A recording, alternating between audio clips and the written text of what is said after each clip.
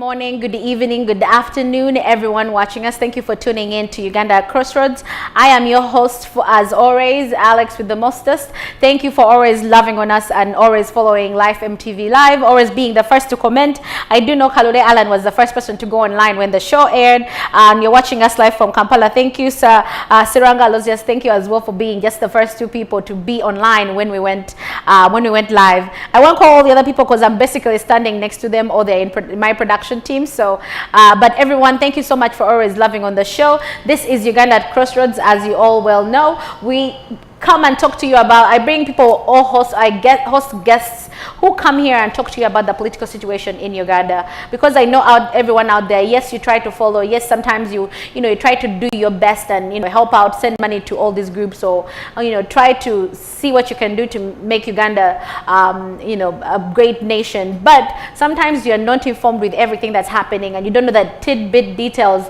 of everything that's going on in Uganda. And that's why we host this show. That's why we have this show airing every Saturday, so we can wrap up the whole week, whatever happened within the week. I bring guests who are so informed and who keep track of everything that's happening, so they can talk to you, the ordinary individuals out there, everyone who's watching, and they tell you what's happening. They tell you the tidbits, they tell you the ins and outs, they break it down so that you guys can understand and you can better see what you can do from the information that you have. Again, I have my two resident analysts, resident human activists. They're always here with me every Saturday, and you guys love them. You guys talk to them, send them messages. Thank you so much for always doing that. Before I give them a chance to talk to you and introduce themselves and say hello, I'm going to ask you just to let us know where you're watching us from, so that we can see how more we can get you guys out there. How can we can spread the word to all of you guys. Just let us know where you're watching us from. If you do have any comments or advice or anything that's happening right now, please share with us. We're going to keep reading all your comments as they happen. And please call on someone to, if this show is airing, call on someone to watch with you, or share the link with somebody else. Please continue to share the show so we can reach out to as many people as possible. For now, I am going to give these guys a chance to introduce themselves, and then we can delve into the topics of the week. Hilary, thank you so much as always. All right, thank you so much, our dear host. Greetings to our dear viewers. My name is Hilary Innocent Taylor. I'm always honored and exceedingly humbled to engage in this wonderful conversation about our motherland, Uganda, the Pearl of Africa. It's 22 months from now to the time of our presidential elections in 2021, and we are doing each and everything possible to ensure that we get rid of dictator Museveni from power. So come 2021, change is coming and change is possible. Let no detractors tell you that we can't achieve change. A fundamental change is coming in Uganda, and I'm always positive talking about different ways on how we can get a leader that can take our country forward with inclusive policies for all Ugandans. All right, Sarah, as always, it's always fun and good to have you here. Please say hello to our guests, and then let's continue on. Good afternoon where we are. Good evening and good night to people on the other side. Yep. Still awake.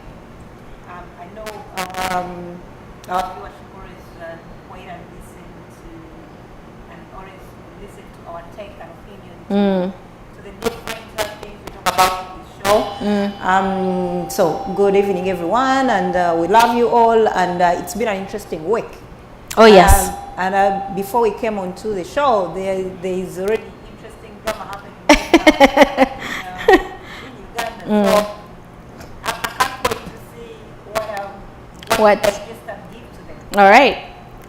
All right, so everyone who's watching us, again, you're watching Uganda at Crossroads. Thank you so much for tuning in. Please share the page with somebody else. If you know they love to talk politics, if you know they know whatever we're going to be talking about, and they know a little bit more information than we do, please feel free. If we do say anything that it's not wrong or right, or please inform us. We are open to criticism from all of you guys. Again, just to reiterate, the opinions of the show that are aired on the show while the show is going on, and not the opinions of Campfire TV, but there are opinions of people who strongly believe that Uganda needs to, they need to see change in Uganda, and they want to voice their opinions, and they want to talk to you guys who are out there to see if they can get somebody who thinks exactly like them. So with that being said, let's delve into the topics of the week. As Sarah mentioned, before we even get started, before we even go through the week, we have so much drama that just happened. A few hours ago, because we're in America right now, a few hours ago, Dr. Chiza Besigye was, met by a rowdy crowd or mob, if you will, outside CBS after he had done his interview. I think with, is it Medin Sedeko, I think that he did the interview with. And we're trying to find out, I am trying to find out, or people who are watching are trying to find out what that was all about. So you guys who are always informed, who are in the know, I'm going to ask the question with you, Hillary. Start us off, because it's something I think you've been following. Start us off with what happened, what led this mob to be outside, and what is their objective. Walk us through. Well, Colonel Dr. Kiza Besigye retired. He had a talk show with Medin Sedeko on CBS radio, and it so happened that maybe the diction he used during that program was not, bought by the listeners of the talk show. So after the show, he was surprised by a group of, young people who were resisting his, agenda. Yep. There are lots of, conspiracy theories about this fracas we've seen today in the morning, because one, I'll look at it in three perspectives. So the first scenario could be it could be staged by FDC, or Forum for Democratic Change party itself. That's a strong. That's a strong opinion. To ensure, yes, that's possible. So I'm just giving like narratives, different narratives. So I'm giving like three of them. So the first one could be set up by FDC itself, to ensure that they get publicity of their agenda of people's government, and also moving forward with as a party to ensure that they achieve their agenda. Then the second thing, it could be also sabotage from the ruling party, NRM party. So because this is the game of Mr. Museveni. In politics, NRM has a group that is established for sabotage. So that's how African politics runs. So I may not be surprised to see that these guys have been also sent by NRM, maybe by General Eli Tumwine, because Eli Tumwine's incidents. He likes such games. So maybe he had Kiza Besigye say, talking on a talk show. Then he said, can we create a scene? Maybe to create a scenario that these people are fighting themselves as the opposition. And by doing so, it gives them credit as the ruling government. And again, now the third one, it could be also just concerned citizens who are not buying the ideologies of Kiza Besigye. Because for them, they're saying that enough is enough also to Kiza Besigye. We've given you, a chance to run for presidential elections 4 times. So if I said 4 times, it sounds so small. But it's, in other words, 20 years. That's years of. So yeah, 20 years, and we have given you an opportunity. And now people are saying we're fed up. So what we was want alternatives? So we want a new face. So the two of you with new ideas. Hold on, the two of you watched this video. What was the ruling statement from all the people who are rowdy? Because scenarios are not going to. The song was like, hey mama, Fetwagala Bobby Besigye. So now you see, even the song is changing from Bosco to Besigye. Now they're replacing, Besigye with Bosco. So they're saying also Besigye, it's time up. So we want to see Besigye also doing, being as a guardian to the new leaders, young leaders we have today to ensure that we take our country forward. Let him emulate the examples of Paul Kawanga Semogerere, because he was once the face of Democratic Party. But again, he knew that time was off. Time was coming. He laid a succession plan for the likes of Norbert Mao.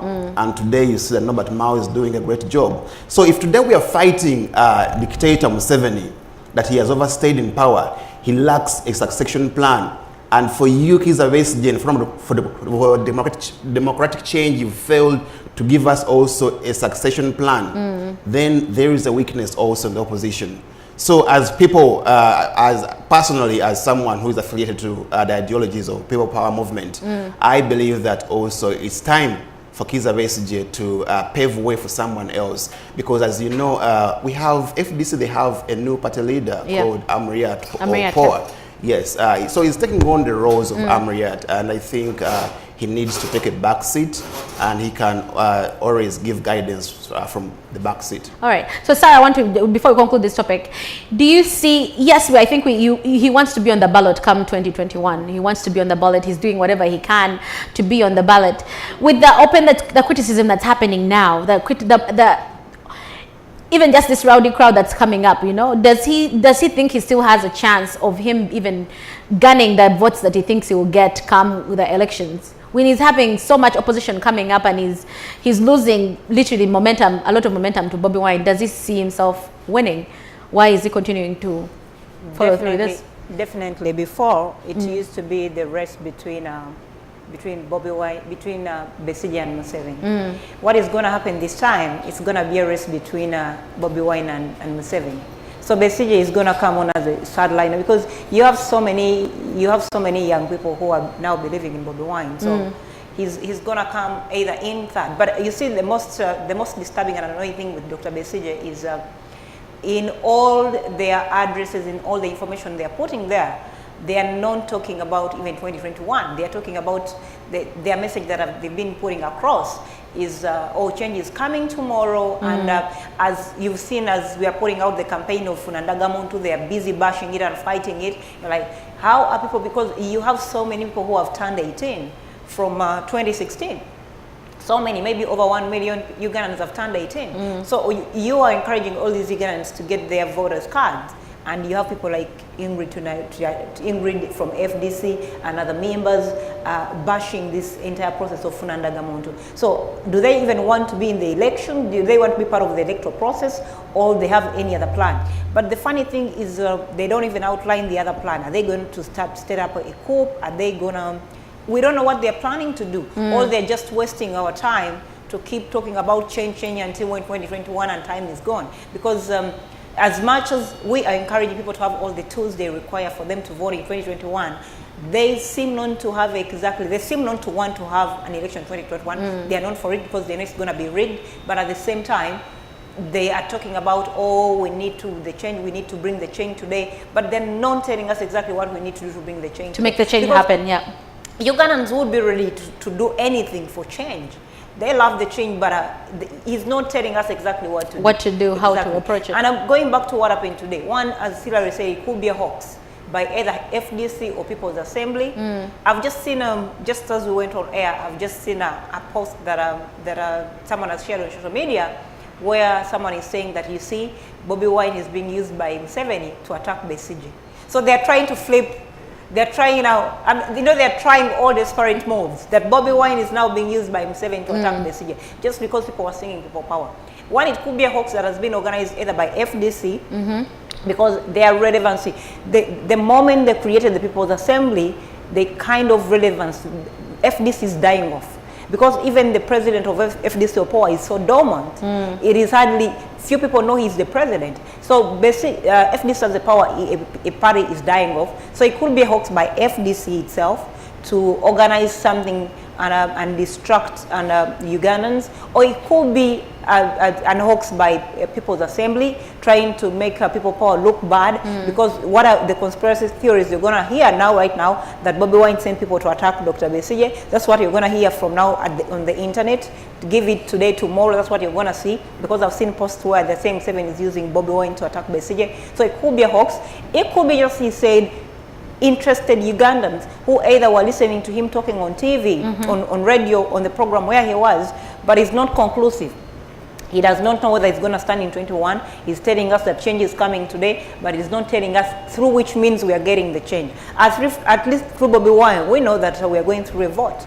We know that we are going to, Bobi Wine has been very clear, 2021 we are going to have his name is going to be on the ballot paper, and we're going to, campaign, go through vigorous campaigns, go through, mobilizing for votes and all that. But Dr. Besigye is confusing us. We do not know if his name is going to end up on the ballot. We do not know what other strategy, if we don't go for the ballot, we are going to use right now. And I don't blame the desperate Ugandans. They want to know, because if Dr. Besigye tells us that, I have this and it is going to bring us change tomorrow, Ugandans are willing to jump on it because they are ready for change. All right. So you did say there were, you know, possibly everyone is saying it, that they're using, you know, it might be a hoax, so they're using it to sabotage, as all of you said. Guys, continue to give us your opinions. Tell us what you guys think. Tell us what you think is going on in regards to what's happening. Do you agree with Sarah Joy and Hillary in regards to saying that this, whatever the actions were taken today were maybe a hoax, or there were tactics that were used as a sabotage method just to make sure that the, you know, the movement that Bobby Wine has going on looks bad and everything like that? But I want to find out,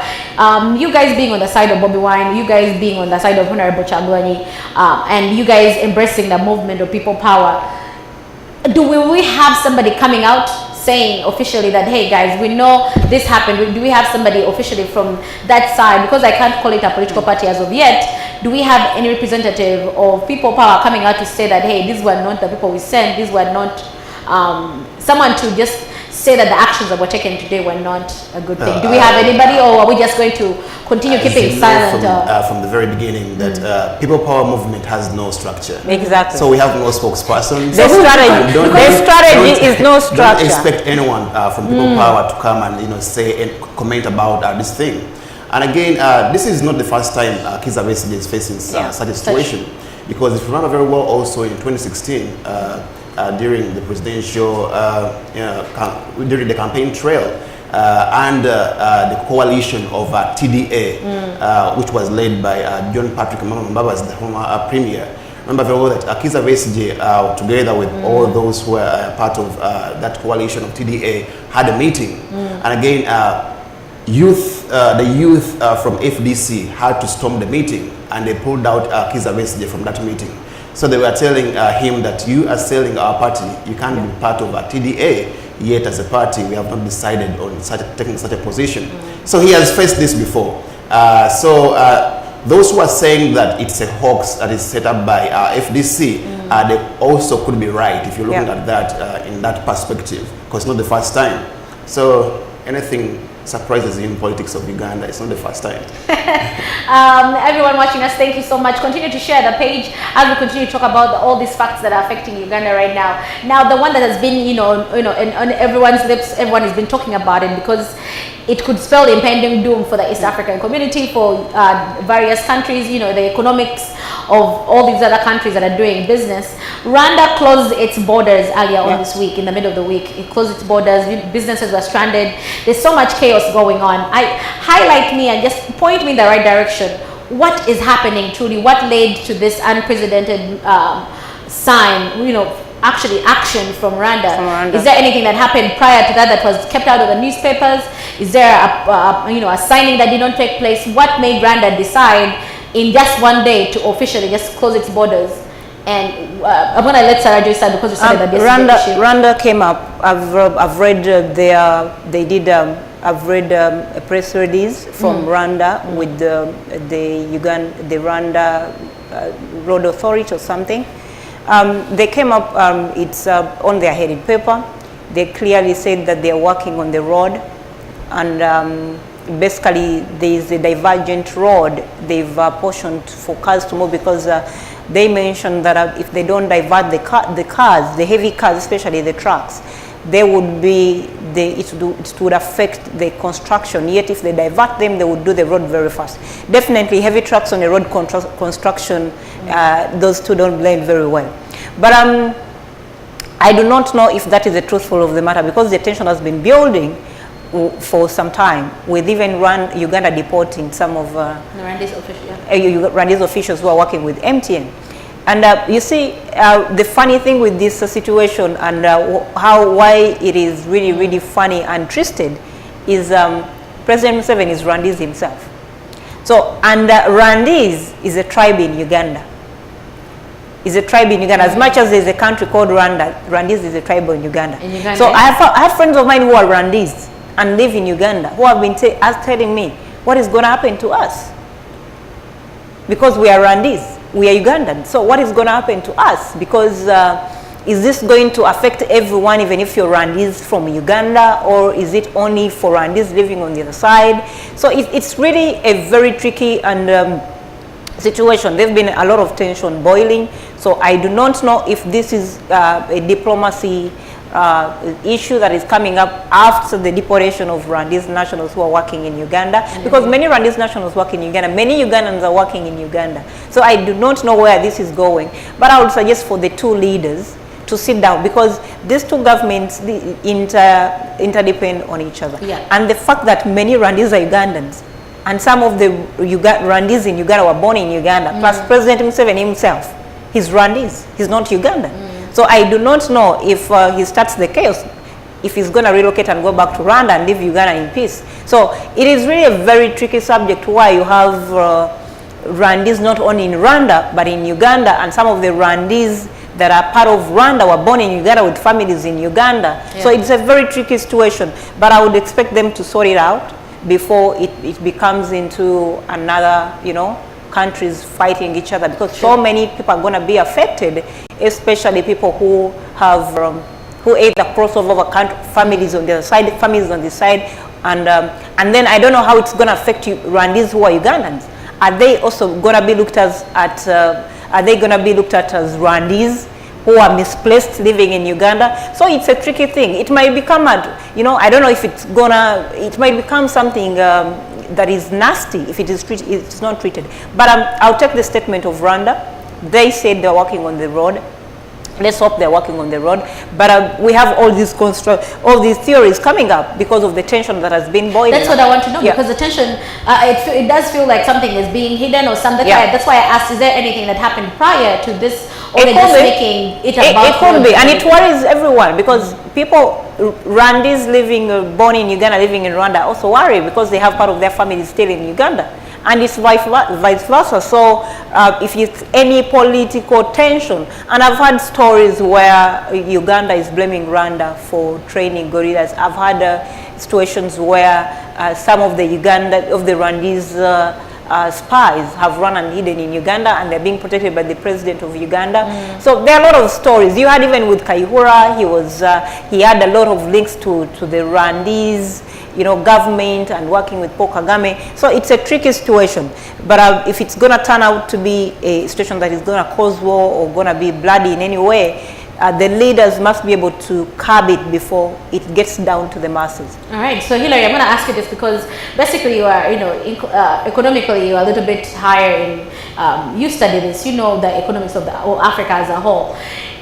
Given that Rwanda right now has really surpassed Uganda in everything, technology-wise, economic-wise, Rwanda is doing so much better. If this situation does escalate and it goes into, territory, she mentioned war, or it goes into so many disputes, who do you see losing out? Who do you see do you see Uganda losing out more, or do you see Rwanda, given that I don't think Rwanda will lose out that much, but who do you see getting the short end of the stick in this situation, and how will that affect us? The two countries, Uganda and Rwanda, are very close friends. If you look at our relation since colonial rule, you see that we've been brothers and sisters, so tight. And again, you see that we have lots of similarities with our history. So you see, whatever is happening today, these are minor issues that will be solved very, very shortly. But again, it goes back to the policies that we have in place that are put and that are brought about by our leaders. So what they are doing today in economics, we call it beg my neighbor policy. So Rwanda is trying to retaliate on what Uganda did. Because as Sarah has told you recently, Uganda, we deported one Rwandese who was working with... There were two of them. So if there were two of them that were deported and were denied even an opportunity to be tried before a court, so if you deny them a court hearing and they have that right that they could enjoy. So Rwanda had the right also to retaliate. So Sarah talked about the letter that was circulated all over social media, talking about the construction of roads. For me, I don't buy that, because trust me, if Rwanda had plans of reconstructing that road of maybe a Katuna border, that is after Kabale, you would see that they would have informed our authorities, the URA, in time. Because it's not something that just came abrupt. That's something that you plan ahead of time. Yes, because you have to budget for it, then you do the construction. So they are trying to play, games here and there, just like any other country. Because today, if you look at also the what's going on between United States of America and China, they're also having a fight of tariffs. Today, US imposes tariffs on China, and also tomorrow China retaliates in the same way with tariffs. So Rwanda has learned that business, and they are saying now we are stronger than you, because for many years Rwanda has been, benefiting a lot from Uganda, because this incumbent dictator Museveni sponsored Rwandese to go and fight against the bad rule that was there, which led to a genocide. So Paul Kagame was a good friend to Mr. Museveni, and again they're trying now to change, because Kagame, if you look at the levels of economic transformation in Rwanda and Uganda, they are incomparable, because a country that just left, that just went through a genocide in 1994, and they are the example of Africa today. Because you look at Rwanda, you might think it's the Dubai of Africa. It is, yeah. But again, look at Uganda, a country that has been, peaceful. We just had only a civil war that was generated by Mr. Museveni. And look at where we are. We can't compare ourselves today with Rwanda and, ourselves. Just yesterday or yesterday but one, you learned that also Rwanda launched a satellite in space. So they are trying to provide internet to people in rural areas. So they are saying 40% of their secondary schools in remote areas are now connected to the internet. And then they are saying 14% of their primary schools, they are connected to the internet. Look at what we are launching. So Rwanda is launching rockets and satellites. For us, we are launching Miss Kavi. Miss Kavi. So you see where we're going. And again, look at also, the last time we saw that Paul Kagame was giving iPads to students of Rwanda, and Mr. Museveni was busy launching drip irrigation. Using water bottles to irrigate. So look at the differences between these two leaders. So either much I'm your friend and you start doing nonsense, I'll try to distance myself from you, because I'm seeing that you're taking the wrong path. So Rwanda knew how to reform their country, because their leader is very strict when it comes to making inclusive reforms for its people. And again, in our country, the president is doing the opposite. So that's why you see, you can't compare those two countries. And again, if you look at also the East African community, because we are all in the East African community, and we are all part of the Great Lakes region. So this is something that is affecting our traders, because they've told you that Ugandan traders are now crying. They're incurring losses at the borders.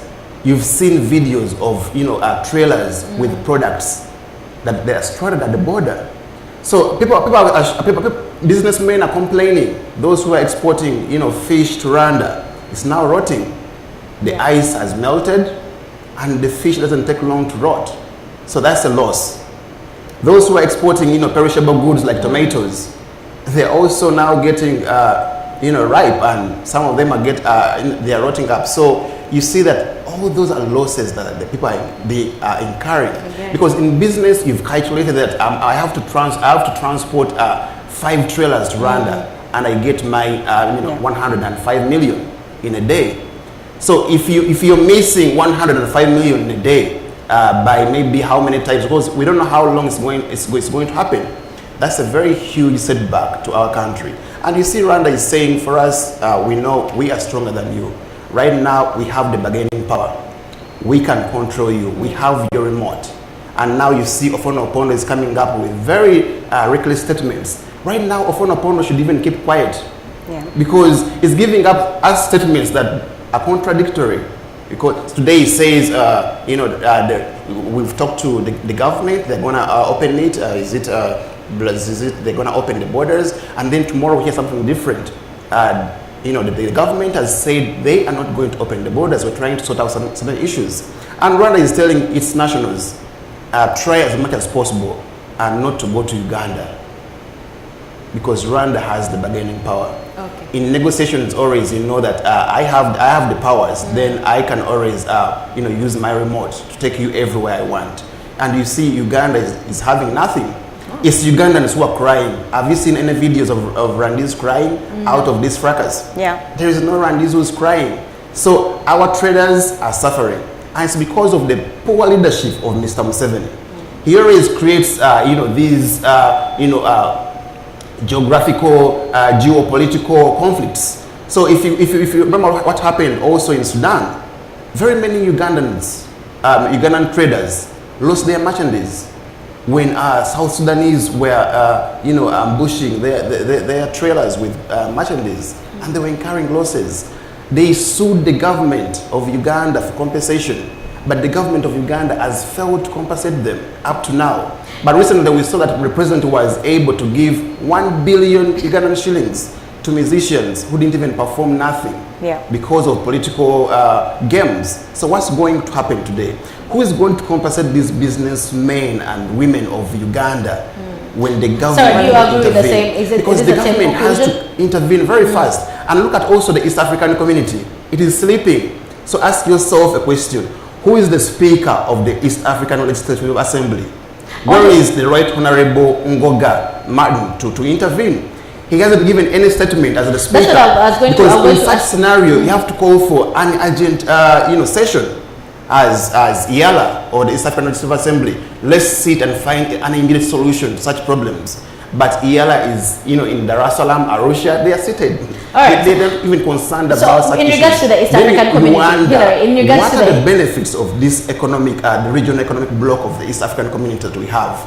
Is it the time that we have to sit back and, renegotiate some of the economic policies? Because if you are saying that we have, the freedom of movement, and you are blocking our trailers, you're blocking Ugandans from crossing borders, then there is something wrong. They have already issued a statement saying, as Sarah told us earlier, that we're working on the roads. So I don't think the East African community can jump right in if they've already given a reason. No, unless there's a particular reason. As I told you, you can't say that you are working on 4 entry ports. But then you at also the same cannot, time, I don't think a country can push forward when they're putting another country. It was not so abrupt that it just came out of nowhere. It was planned, it was strategic, and this is a diplomatic move that Rwanda made. Paul Kagame is a wise leader that you can't take for granted, and Mr. Museveni has failed to master him. And by the way, if you've been observant also with these recent summits of the East African community, when Mr. Museveni was the chairman of that that regional bloc, Paul Kagame has been dodging these summits. Remember very well, when they came to Uganda, Paul Kagame never came. When they went to Arusha recently, when Museveni was handing over his position of chairman, Paul Kagame still refused to go. All those those incidents can raise eyebrows. So there is something fishy here we have to know. And for me, I know Rwanda is taking the right move. Rwanda has acted smarter than our government, and that's why we tell Ugandans, this government has failed to work for you. This government is not going to work for you. Let's just get rid of Mr. Museveni, or is Museveni must go. Let's act right now. Open the mindset of Ugandans, because not right now. Because look at the middlemen. Some middlemen were promised, money to be paid, but they are waiting for the money. It's nowhere to be seen. Students have just gone back to school, and people don't have money. Senior 6 results are back, so parents are trying to look for tuition for university. How are they going to take their children to universities? So I have a question that was brought in by one of our top fans. Barbara Hazel is asking, Alex, why are they telling Rwandese nationals to stay out of Uganda? And this is something that Sarah, you were touching on earlier. So could you clarify a little bit why that is? I think because of the tension. Because I read about. I was watching, was it Fonopondo or something, someone who was maybe a TV show program where someone was saying that even kids, some of the Rwandese kids cross over and study from Uganda, and they've been stopped from coming over and studying from Uganda, and nationals. There is a lot of tension. Unless you don't see far, the tension has been building, and that is kind of far away from what we see or what has been put on paper. Tension has been building.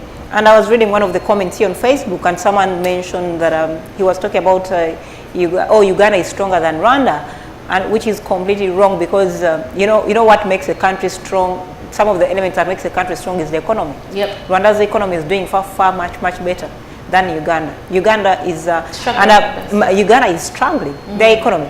Rwanda's currency is far much. It weighs higher value. Yeah, it also has value than the Ugandan shilling. So there are things you look at what makes a country or what makes an economy stronger or better. And Rwanda's done a lot. And you see, Rwanda, when you look at it, it is this progress has been steady. You have people like Helen DeGeneres, who has invested she's going to invest over 1 billion. Just a quick one. Rwanda is the fastest economic growing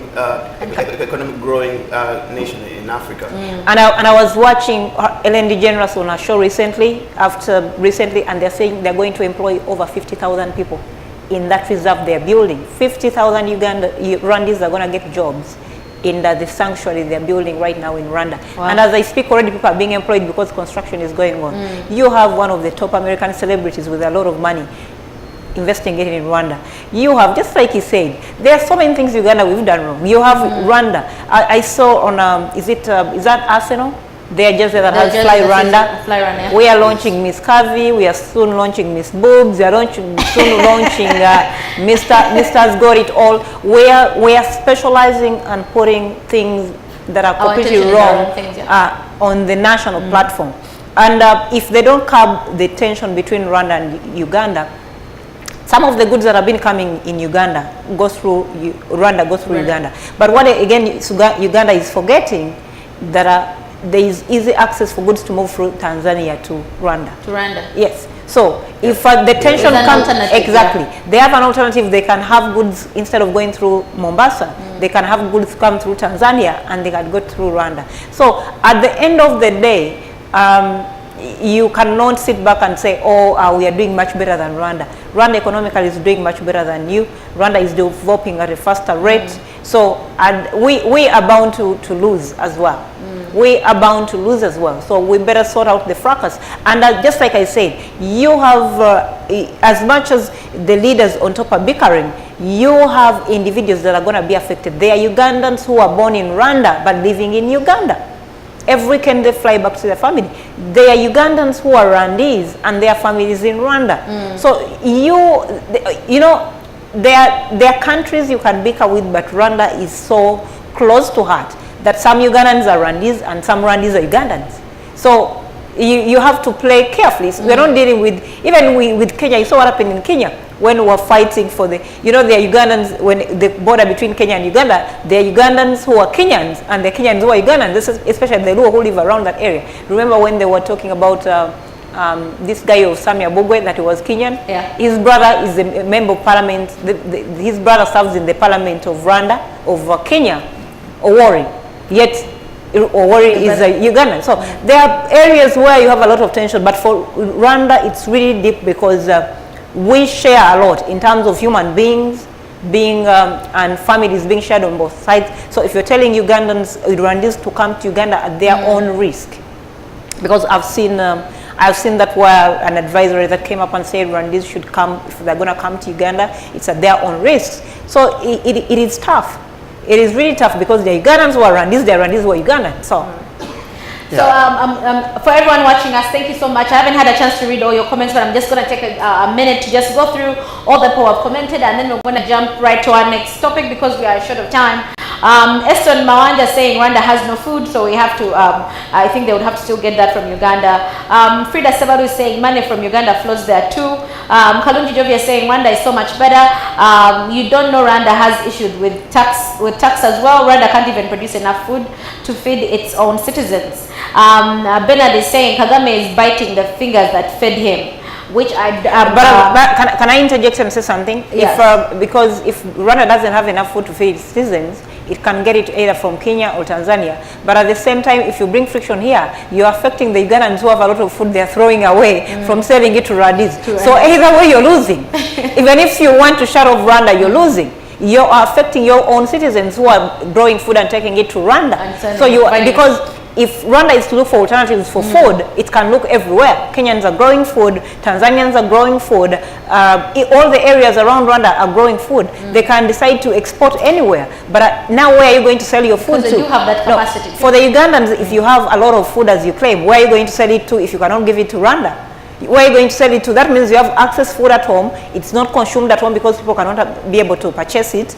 And then you cannot sell it to Rwanda because they've shut down their borders. So you see, that's why containers are getting stuck and food is getting rotten. It's Ugandans who are losing money. But is the government of Uganda willing to compensate these people? That's the question. Right. Yeah, actually, also if I can just add briefly on what Sarah is saying, because someone was saying that Rwanda is better than, Uganda is doing better than Rwanda. But they're forgetting that Rwanda has mastered all the loopholes in Museveni's leadership. Because you see, if today you're looking at the East African brain drain, Rwanda has really exploited Ugandans. If you go to their learning institutions, like universities and secondary schools, you're going to find there Ugandans who are teaching there. Yeah, They are pay paying them better. very well. So they are paying, a secondary school teacher like $2,000 US. Back home, we are paying them peanuts. We are paying them 400,000 Ugandan shillings. So that's $100, yes, $120. which is peanuts. So Rwanda is paying them very well and giving them more fringe benefits. I'm going to pay you $2,000 US. I'm going to give you housing. I'm going to give you also free medical care. Medical care. So if they look at all those benefits, of course, they have to run to Rwanda. Tanzania is doing the same thing. If you go to Tanzanian learning institutions, still you won't find Ugandans teaching there. So this is a weakness also we are facing as a nation because of the poor leadership of Mr. Museveni, that he can't take us any forward. And again, someone was talking about, because today you see the world is embracing technology, because we've just told you Rwanda has launched its first satellite provide internet to remote areas. But again, because they partnered with a company called OneWeb. And again, OneWeb told them that by the end of this year, Rwanda will be launching the second satellite. Imagine the second satellite. So Rwanda is going to be like the Silicon Valley of Africa. And this is going to be a very big challenge to our leadership. And again, as Ugandans, we have also an opportunity to change this mess. So the only solution we have as Ugandans is to get rid of Mr. Museveni and to get someone who works for the people, and to get someone also who brings reforms that are going to be inclusive to all Ugandans. All right. So earlier on this week, or between, I think that what was the end of last week, coming on to the beginning of this week, we had a Major General Matao Charlie Gonza assault a female officer who had apparently stopped him on, violating some traffic laws, I guess. So I don't think I want to know where they is it because it's a ruling government right now that's giving them those powers to cross have no ethics, or is it something that's how do you get to be this kind of person? How do you assault a police officer, knowing that the climate right now all over the world is bent towards empowering women right now. Empowering women, and women right now are sacred right now. Just even touching them or saying something wrong, or just the climate alone, the whole Me Too movement that has gone global. How do you get the guts to actually pull something like this and have people watching this happen? Explain to me what happened and who is making him pay. Is he going to face any is it going to be brought up in court, or is someone going to bring him to task for what he did? What happened? So you have a breed. Charlie Gonza Matayo comes from the breed of the 27. Charlie Gonza is among the 27 that went to the bush. They did a lot of stealing. They were so indisciplined. Don't tell me those rebels had any discipline. They did a lot of stealing. They did a lot of raping. They did a lot of disrespecting, So he comes from the lot. He's a general, but comes from a lot of indiscipline because of their background. They went to the bush and they did whatever they did. They didn't do anything pleasant. I can tell you, no rebel does anything pleasant. But that's their upbringing. They joined the army, they joined the bush when they were young, and all the behaviors, these are behaviors that have grown up with them. Because how is Cecilia Gwanga different from Charlie Gonza? They are all the same. They've always been disrespecting to individuals. But you come from, when again you bring it back to Africa. Well, Africa, the Me Too movement and women empowerment has been very vocal and vital and makes a lot of sense in the Western world. Yep. But in African countries where you have men think they're the superiors, women are supposed to be under them, where women are battered every day and they don't even complain and they keep claiming it's a sign of love, you should expect such things. These men still have no respect for women because he's a diplomat. I did not see even why he had to come out of the car and insult a woman. But it comes back again to the structure that none of these guys have been implicated or have been punished for anything they've done. I saw one of the army spokesperson. He came out at the best he could say, or Charlie Gonza is no longer in the army, is retired. So what?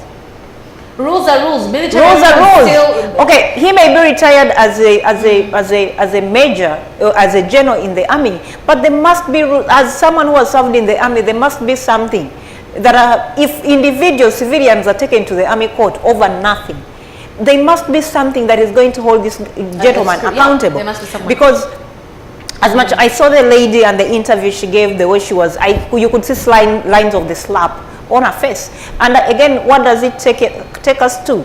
Ugandans who are in service are being disrespected by those who are superior. Those who are superior are and again to the people who are serving below these generals, if they can disrespect people who wear uniform, what do they do to the civilians, like Sarah, like any other person? And they are going to treat them like cabbages, or they're going to just step over them.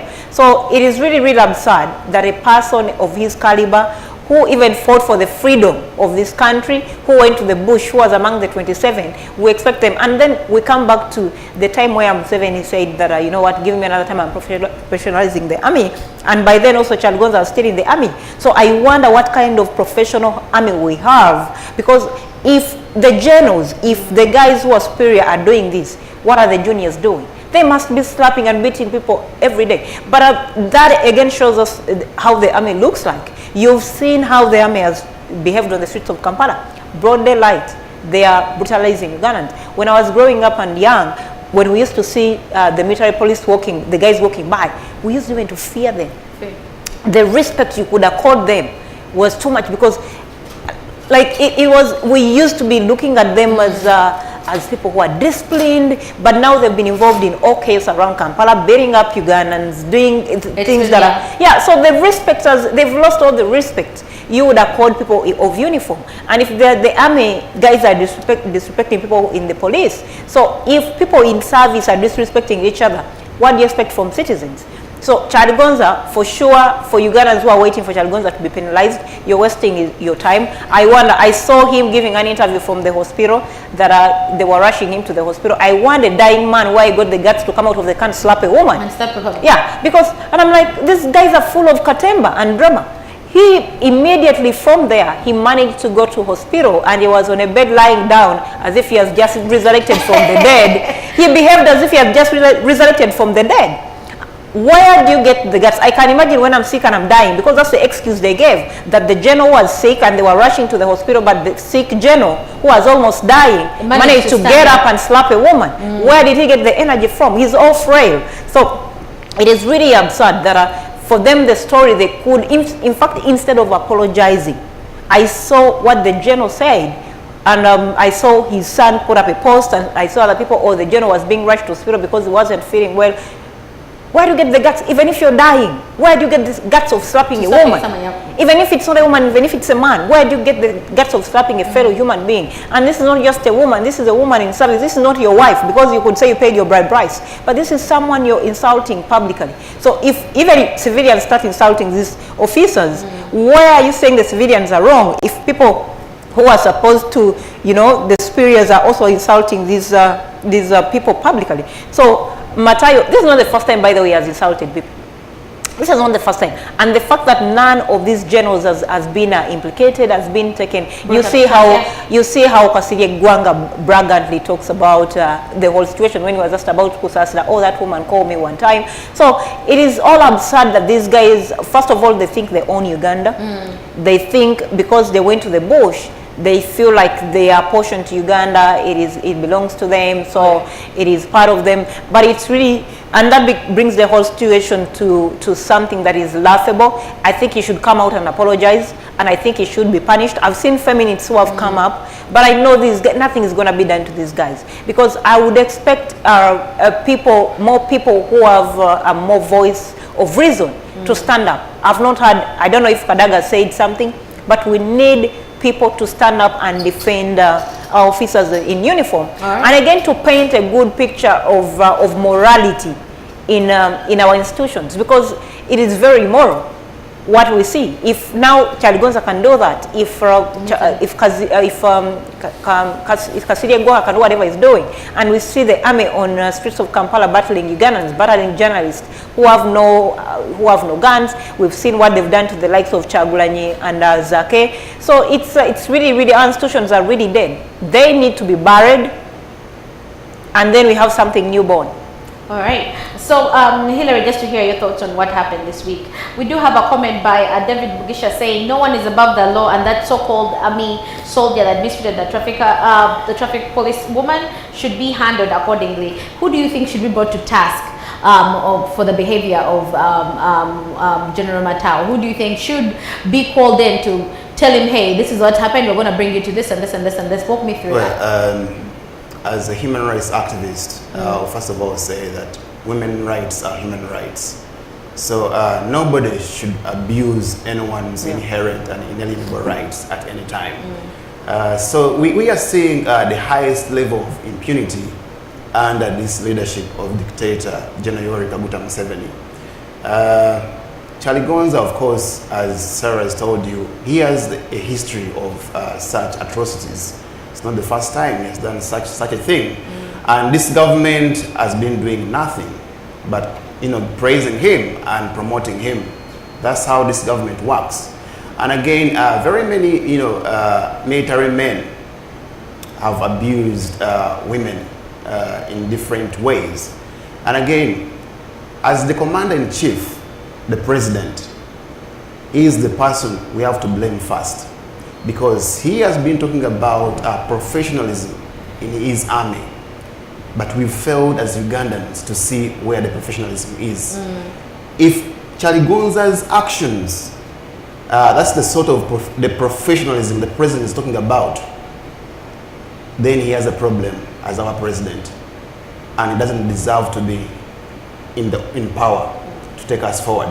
So as Ugandans, it was so wrong for a diplomat, our ambassador in Burundi, Chaligonza, actually he's retired Major General Matthew Chaligonza, to assault, as it's allegedly said, a woman who is doing her duty, a traffic police officer, Sergeant Esther Namaganda. It was so sad.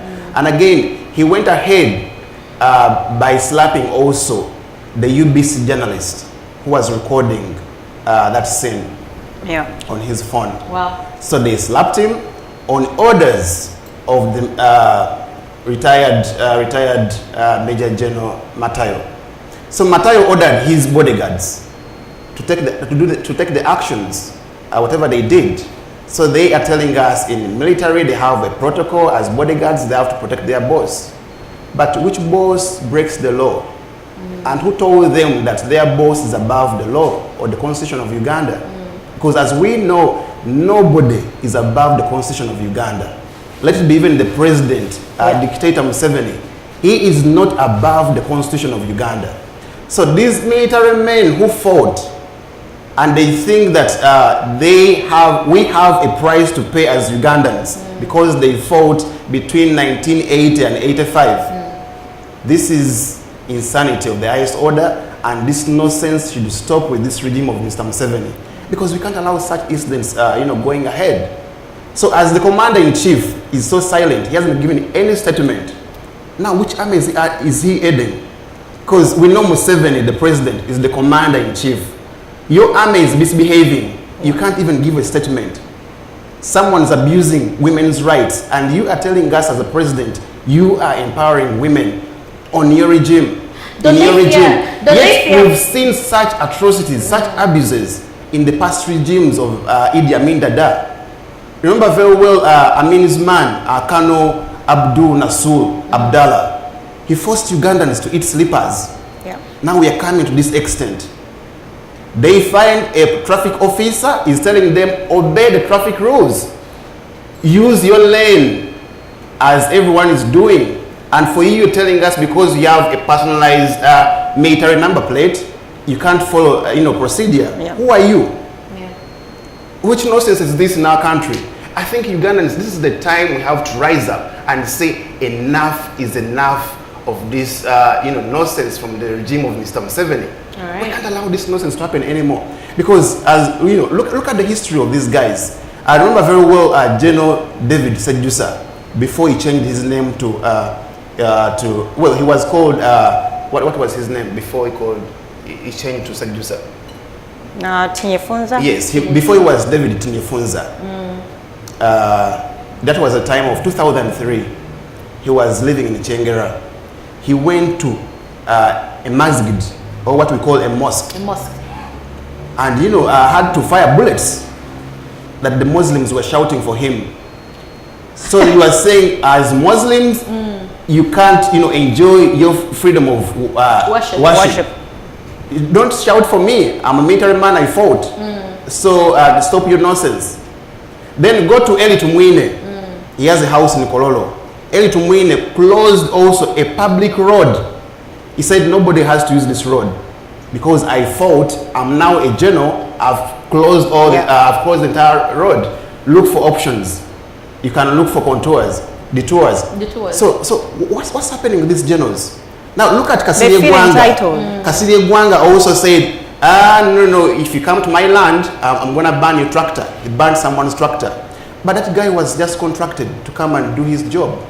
Why would you ban someone's tractor? I've been hired to do the work. Go for someone who has, sent me. Don't ban my property. Then from there we saw also he went to Makindye. Started shooting at car tires. What's going on with this impunity? We were saying enough is enough. Now go to another military man. This guy, Kakoza Mutale. He was caning Ugandans. Every time presidential elections approach, Kakoza Mutale comes out with his goons. He canes Ugandans just like it's his hobby. He enjoys caning Ugandans, battering them anywhere he finds, day and night. And the commander-in-chief is so silent. Then Ugandans, you praise this president and you think this president is working for you. I think this is the time we have to say, we are tired of this nonsense. Enough is enough of this impunity. Now, I don't know what's going on. Because the president is not helping Ugandans. Now, look at also the military person who was telling the Speaker of Parliament to pass, to retable a certain bill because he felt like the Speaker was doing a wrong thing. So they went ahead even to the Speaker of Parliament. Because she's a lady, they said, no, you have to do what we want as military men. Who sent them to fight? Did I send them to fight? Who sent them? Did my parents send them to the bush to fight? What's going on with these military men? In the US, can you see such impunity? We cannot. There's no way. We're going to have can we see the commander-in-chief demoting this guy? Let him get a lower rank. Yep. All right. But the commander-in-chief is also silent. Then it tells you this government embraces impunity. Then it's a wake-up call to Ugandans. Let's rise up and change these things. People feel entitled. These military men, they should learn from men like, Kano Face Kulaije. He is so humble. That's the professionalism of military men that we want in our country. The examples of Felix Kulaije. But this nonsense of Eli Tumwine, Sejusa, Kakoza Mutale, Kasirye Gwanga. That should stop. And when you And when the you time look at is those, coming that that's a lot they that went are to the going bush. to account What for their were you saying? actions. What were you If saying? not, their family That's- members will account for those actions. That's a lot that are comprised of the 27. They are so indisciplined. They feel they are so entitled. Yeah. All right, so we'll have to continue this conversation another time. We have run out of time for the show, but we'll continue most of the topics. We'll roll them over to next week so we can continue talk about them, continue to analyze them and see what they represent for our country, Uganda. Up next is going to be a talk show that is geared towards relationships, towards knowing what you can do with your money and how you can, use that money with your spouse or with your significant others. It's going to be the Love, Sex and Money show hosted by Maureen. So please, please, please don't go away. Just call a friend to come watch with you. I'm gonna say goodbye for now. I want to thank my my resident hosts Sarah and Hillary for always coming on time. We do have a storm outside, but they managed to be here to talk to you because it's such a big issue. We need to change Uganda. We need to do our best to make sure that it turns out well for our future children, for our future generation. So for today, I'm going to leave us there and we'll continue the conversation next time. Please, please, please always tune in, share the page, love on us. Continue to follow as well the Campfire Talk Show and this Life MTV Live, so that you can always keep seeing all our programming. We have so many shows that are coming, so many new shows that are coming on air for you guys. So continue showing us support. For now, I've been your host with the mostest, Alex. I'll see you next week. Bye.